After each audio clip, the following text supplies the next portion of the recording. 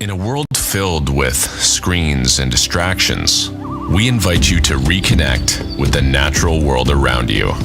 Welcome to Nature Bound, a podcast dedicated to unpacking the intrinsic bond between humans and nature. We'll uncover the benefits of spending time outdoors, including how a nature-centric lifestyle can improve your mental health, elevate your leadership skills, and unleash your creativity. And now here's your host, outdoor enthusiast, and renowned author of The 7 Principles of the Magic Rock, Emmanuel Rose.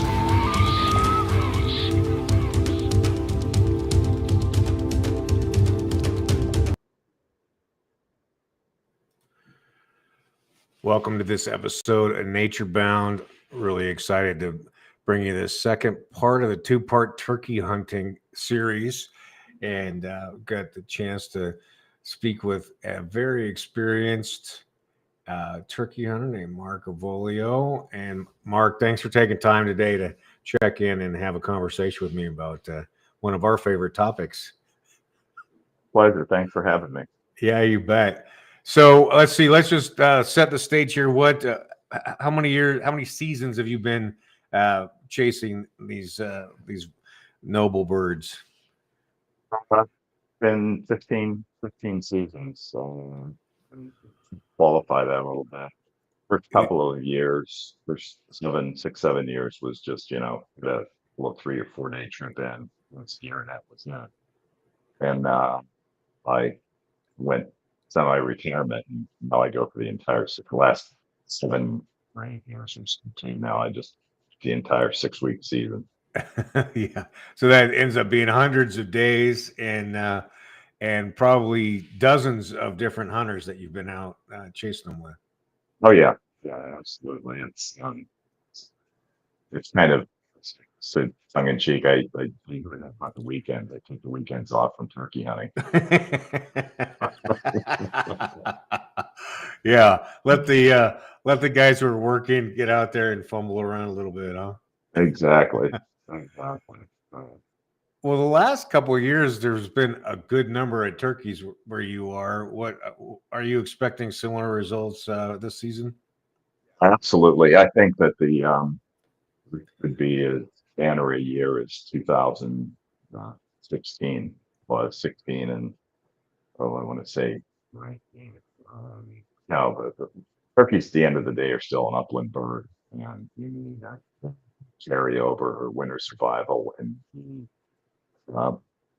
before that you need a good nesting season. Yeah. So all indications from last year are that we'll have a good crop of mature teams this year. We were seeing a lot of jakes. I mean, flocks of jakes last year, which was a bit unusual. So we really, for all practical purposes here in the Northwest, haven't had much of a winter. I think we had maybe about a week of really bad weather, which is not going to affect those turkeys. And just anything. We've had a lot of moisture up here in the Northwest. Things are incredibly green, which bodes well for the nesting season for all upland birds. And, we'll see what happens. And it's been up to to do this every spring. It seems like it's been relatively mild up to this point too. So I know the snow levels are way up from where they were the last 2 years. Good snowpack above that. Yeah. Right now, I think because last year we couldn't get. Oh, you can get above about 3,000 feet till the first part of May, and now I don't think there's any snowpack below about 3,800 feet. Yeah, that's what it seems like. I keep track of all of that stuff. No, you have to in order to make good decisions, right? Yeah. So it'll be an interesting. We'll see. Again, it's wet. It's been very wet. I just went through the Columbia River Gorge yesterday between Portland and the east side, and it's already so green in the gorge it hurts your eyes. Yeah, well, that's good. That bodes well, like you said, for nesting and food. And seems like there's plenty of water up high, which is good. Even down here where I am in Nevada, we haven't had much winter, but the 8,000, 9,000 feet, they're stacked with snow. So it's good. So I got a question. So I located a flock of turkeys, which was good, and I got a buddy who works on a road crew who gave me a visual confirmation of another flock of turkeys. So I got the town turkeys. At least I know where they are. At the 7-Eleven. Well, the towns aren't that big, but the ones that I found, they're next to a river, and then they got to cross a road, and then they get up into national forest. So, um, my plan is to I've done a little bit of desk scouting on the computer. I got the springs marked, and I got the open spaces marked. Any and then the roads, the current roads and the old roads. So I know kind of how to hike and get to those springs. But any other hints for me about how I might look for sign? Yeah, well, first of all, uh, the, my experience in the areas that I hunt in the Blue Mountains in Oregon, is that they need flat ground. They're not going to strut uh, on the hills. They just don't do it. So you need some flat ground. I mentioned this before in another podcast. They absolutely love anywhere where you can find get some flat ground with water near. They just love it to death. The other thing, though, to keep in mind, I don't know how vertical the area is that you're looking at, but those birds will migrate up out the spring. So, like where I hunt the Blue Mountains in the town, you can go there in the first part of this. You can go there, say in December, to go do some other bird hunting, and there might be 300-400 turkeys in town. Right. Of course, creates a mess in town. But by the opening day of turkey season, all of those turkeys are essentially gone. They start migrating up the hill, up an elevation. So be advised that where you find them now and you're pre-scouting, Yeah. they may not be there in 3 weeks. They'll be up higher. So, but that's the biggest piece of advice I can give you is to where those animals go. Granted, they can only go up so high depending on what the terrain is like. Right. But I mean, last year, geez, we had chances at birds down at uh, 3,000 feet, and I think you got one up at 5,000 feet. In the same Yeah. week we were hunting together. Right. So that's the only thing I would recommend, and you just got to look for sign, fresh sign. But I know in the mountains with vertical country, they migrate. They keep migrating up. And my theory too, though, is like you said, the good found the water because the hens will find where they think is a good nesting habitat for them, and they'll peel off and start nesting in that area, which will hold the toms in a particular area for a period of time. But this is just my personal theory. What happens is other hens will keep going up to find other nesting areas, Oh. and the tom, simple biology, the toms are going to follow the hens. That's right. So again, I think the process is the hens find suitable nesting habitat. So the hens decided she's done. Toms go look for other hens. And those hens are migrating up into the green up. Interesting. Yeah, I didn't think about that too. That there'll be competition amongst the hens for nesting areas around the perennial water. Oh, there's competitions amongst the hens for the toms too. I mean, you've Sure. seen that where we've been calling. It's like I was having this conversation with somebody the other day. It's like the last thing I want to hear is a hen call after a tom goes. All right. That's the hen saying, "No, no, no, no, you're staying here." So, I think we've seen it too, where the hens will come in and attack the hen decoys Sure. Yeah. and leave the tom out. I mean, there's an enormous amount of competition. So yeah, I guess you talk about 2,000 vertical feet. That could be 5, 6, 7, 8 miles of migration on those. Well, I mean, the bird, and I don't know which side of the hill the birds come from where I hunt, because you can go up over the top and back down on the other side. But that spot where you got your turkey last year is a good 20 miles from town. Right. The hill. Yeah. So Yeah. they travel. They do, and I guess you don't know how they break up into their coveys either, right? And which bird groups they are. Yeah, and again, it's we had discussion before where I hunt out in the national forest is this is not agriculture. You don't have what I call resident agricultural birds. It's just no Right. such thing. And like I said it before, I have absolutely no idea where these birds roost. I have never seen one roosted ever in the 15 years I've been up in that area in one way, Right. shape, or form turkey hunting. And I've been hunting that area for 40 plus years, uh, between elk and deer and everything else.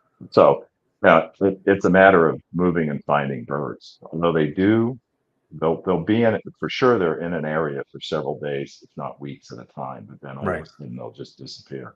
Yeah. So Yeah, that's interesting. So yeah, that's my situation. I get a big river, then I get a highway, and then national forest back behind that. And so I'll go dig around and see if I can see any fresh sign. Or what about, should I do any calling or just listen in the I, scouting trips?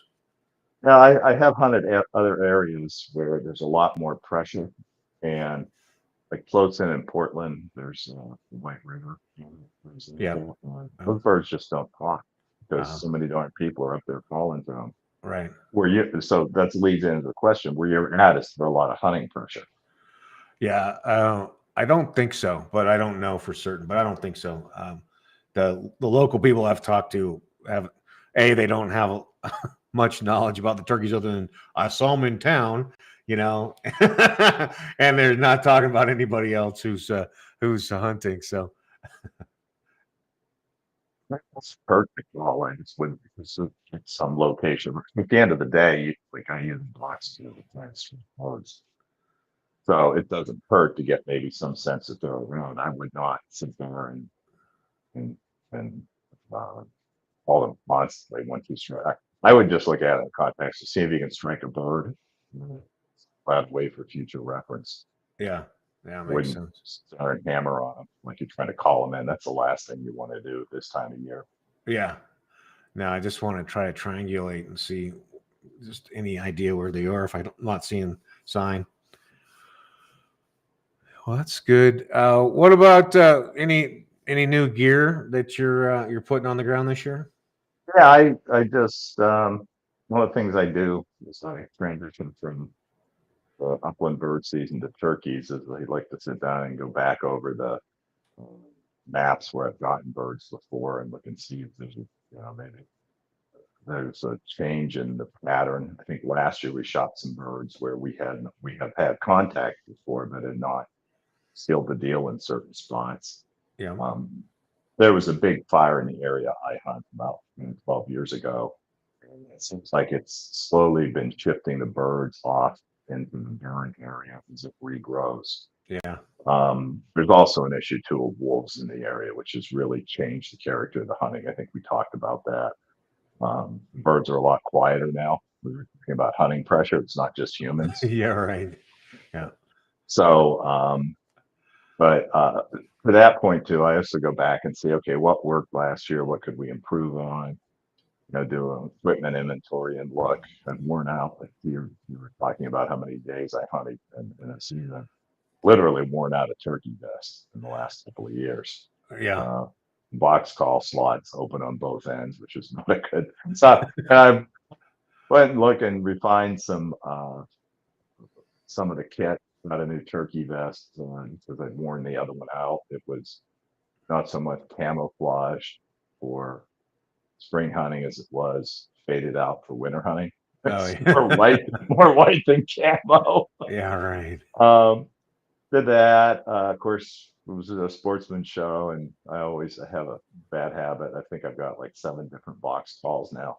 So we have things of that nature. But one of the things I did is I looked at some of the areas where we hunt, and I came to the conclusion that having a blind makes sense in a couple of areas because we Okay. had some situations where we just couldn't close the deal because the turkeys it was just a little too open for the turkeys coming in. So Yeah. I did pick up a blind and I got one of the see-through ones. And let's see, I did go, and I sort of, I've got like 2 or 3 bags of turkey decoys. Just Right.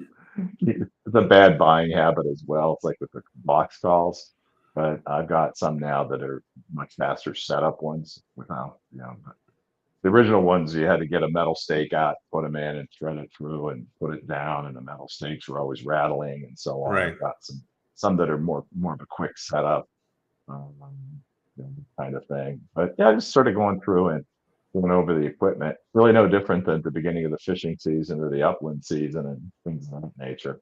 Yeah, you got to put your hands on everything, make sure it's still in working order, clean it if it needs it, and yeah. But that's like the buildup. Exactly. The packing is half the fun. Yeah. And then last year you got a 20 gauge shotgun, right? hmm hmm And how did that work out for you? That worked out really well. I carry the 12 in the truck as a backup gun, but I really like the 20 gauge. The more I handled it, the more I liked it. It's probably half the weight of the 12 gauge. I was toying with the idea of upgrading the sights on it, but I'm not mentioning any names, but the sight I was looking at, the new Red Dot sight, cost more than the shotgun, and it's like, that ain't gonna happen. At the end of Right. the day, if something happens, I just pull the Red Dot off and go analog, as I like to say. So I mean, I will give certain optics companies credit. I own more of their scopes than I have rifles. I think we've unearthed how you spend your non-hunting days. Yes, exactly. Right. So yeah, Oh, I toyed with that idea, but backed away from it because I actually have multiple red dot scopes yeah. I can put on. I should carry spares with me because they're not the ones I do have, to be honest with you, aren't that durable. But at any rate, the 20 gauge worked out well. I settled on number fives. I don't really think you need the Magnum shells, but I use them just because I have them.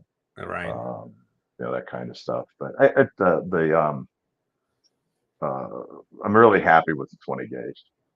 Really, really am, just in terms of the weight and so on. Just much more pleasant to carry. Yeah, and you still got an ounce or ounce and a quarter going out, right? Even with Yeah, 20. ounce and a quarter and a three Yeah. inchers, and Yeah. and then the other thing I did last year is I did spend some more time trying to refine the. I use I hunt by myself most of the time. It's really hard to call and shoot at the same time. Yeah. So I and get the gun up and everything, that kind of stuff. So I went to shooting bipod for the shotgun, and the first one I got for last year really as wasn't as ergonomic as it needed to be. So I upgraded that this year to a different one. It is a little bit more flexible, so you can move around and repoint the shotgun without moving too much. Nice. So I did that, and I've been practicing my mouth calling, which isn't something to start with.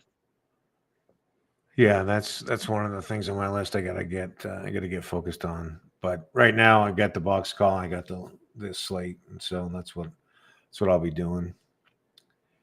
Yeah, the problem, like I said, when I'm hunting by myself, is you can't use those handheld calls in any way, shape, or form. Yeah. If for no other reason, once the bird gets close enough, you just can't have any movement. Right. So I swear sometimes I can see you blink. Yeah. Well, good. Any other? So since I am going to be hunting by myself in these new areas, any other recommendations for me about how to? If- Cover, if you're not finding birds or finding sign, cover more ground.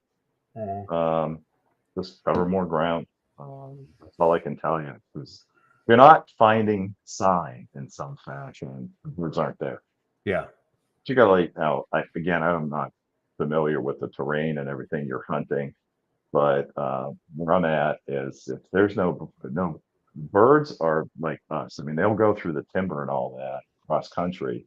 Generally, they'll walk the road just like we do. Yeah. And turkeys want the wider open spaces. I mean, they're no different than a lot of the other upland birds.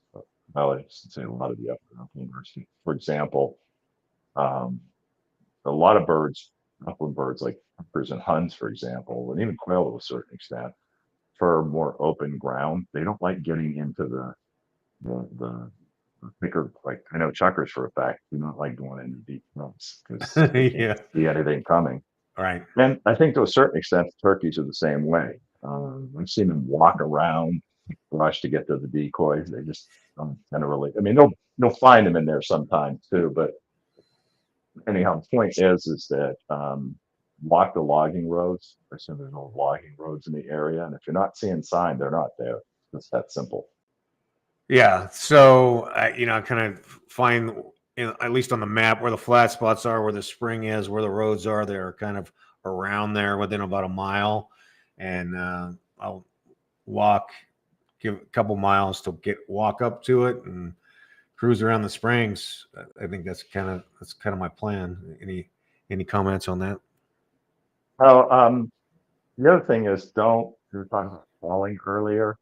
My approach generally is not to do a lot of random calling unless I'm in a spot where I know there might be birds. Yeah. I do a lot of, and again, we've done it together. I'll just um, hike along, waiting for the birds to talk, looking for sign, of course. But um, and the birds can be fickle. I honestly believe that it's a lot like fishing, Yeah.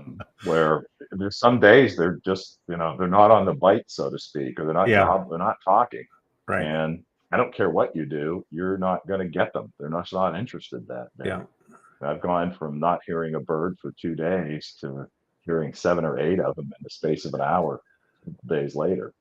Yeah, it's And kind of like what you were saying, right? Like, we're not the only predators out there, and we don't know what's going on in the forest around where they're roosting or eating or nesting or whatever they're doing. And so, yeah, it's funny they go off the bite. I like. they do. I distinctly remember, would have been 2012 or something like that. Opening day, beautiful early spring day, crystal clear, that kind of stuff. Warmed up well into the low 60s during the day. Never heard a bird the entire opening day. Nothing. No Yeah. gobbles on the roost. Nothing. The next day, same spot, they were gobbling all over the place. And Right. I don't know if it's, I'm no biologist, but the knee jerk reaction is that it's got to be the pressure change or something that sets them off. Yeah, that's So amazing. yeah, but back to the point is cover ground. Look for sign. If you're not seeing sign, they're not there. The one thing I'm pretty set on in the way I do things is again I start going lower and then move up. Yeah. But I've noticed too that once the birds disappear from the lower elevations, don't waste any time going back down there because they don't migrate back down. They just don't. So you think they're looking for a temperature zone, or is it just the cover in water that they're looking for in the higher elevations? I think there's two things going on. It's certainly, again, we talked about the hens have to nest on relatively close to water because the Yeah. chicks can't move. Again, the chicks are not like a calf elk or a fawn or something like that. They can perhaps move as much as a mile just after they're first born to get to water. I mean, Yeah. chicks can't do that. Their legs are And- too short. Yeah, exactly. And so they have to have some proximity, and it seems like they prefer running water too. Okay. So active springs. And the country I hunt, one of the problems is, or not problems, but what happens throughout the season is you got to find perennial water. That's the other thing, and probably maybe not highlight that enough. But Yeah. you go in the spring and you go, oh, there's water everywhere. Well, it's seasonal water, and you've got to Yeah. find the spots that present perennial water. If you don't have that, those birds won't usually nest close by to that if it's just what I call seasonal water. And there's a Yeah. lot of seasonal springs, seasonal creeks up where I hunt. And I have the benefit, I go back and grouse hunt it in the fall when it's been dry for a while. So I know which Yeah. spots are truly perennial water. But back to the point, I think it has a lot to do with the green up as well. That the birds follow the green up. In fact, I think it's before in another podcast. One of the things that's easier to find is elk. And usually the turkeys are about whatever elevation the elk are at a Oh, particular time. interesting. Yeah. So yeah, it's a lot easier to spot the elk than it is the turkeys. Uh, but again, I think the process is the turkeys start migrating up. The hens will peel off when they find suitable nesting habitat and they're in season appropriate, because not all of them come into season at the same time too. Sure. Yeah. And that'll hold toms in an area for a while, and then the other hens will keep moving up, and the toms will follow them up. Yeah. Because once a hen's nested, she's done. Right. Yeah. Once she's sitting on her nest, she's like, no, Yeah. they're done. So the She's toms just focused go on. look for, Yeah. toms Yeah. go look for greener pastures. Well, that's interesting. I appreciate the conversation, and I know at least the boots on the ground and going for a hike is going to be a good part of what I do this season. But hopefully, I can stumble into one of these flocks that I've seen already once. And Yeah. So like I said, I'm gonna go over, and I'll probably see if I got the calendar in my head right. I'll probably get over there about the 12th of April and start scouting for several days, yeah, and just to get a sense of where the birds are at and what elevation they're at. So and then go from there, and good luck. and then because you do hunt the full season, I mean, is it like do you get birds on the closing day like you do early season also? I mean, how does that work for you? I've shot birds on opening day, and I've shot birds on May 31st, the last day of the season. Yeah. But anything I get later in the season tends to be way up higher. Uh-huh. Let me think here for a second. When we shot that bird you got last year, which was through there, the second week Yeah. in May? Yeah. Second. Yeah, second week in May. We shot that bird at almost 5,000 feet. The first bird of the season I shot, first full disclosure, the first chance we got was probably closer to around 2,800 feet. Amazing. First week of the season, and a good 15 miles from where we shot your bird. Right. Well, that's good. That really gives me a sense of how much ground I'm going to need to cover to be able to track down where these birds live as the season progresses. Yeah. Again, if you're in an area, it's one of the benefits of where I hunt is it's on a lot of old logging roads, but almost, I'd say 90% of them are blocked off. Yeah. Which makes for absolutely a great turkey hunting experience. You don't have to worry about somebody coming screaming by in an ATV every 15 Right. minutes. I've been to other spots in the state of Oregon where they don't have those restrictions. And I'm not believing, I've got a side-by-side and I use mine extensively, but there's a place for them and a use for them. But the unit I hunt is pretty blocked off in terms of the old logging roads, which is wonderful. Yeah. From that standpoint. All right. Well, I sure appreciate the download, and I'll keep you posted on my progress. I get some scouting this weekend. I'm going to go do a little trout fishing, and then some scouting, and then the season in California opens next weekend. So I'll get a chance to. You'll open on the 1st of April. Basically. I think it's on the 30th. I think.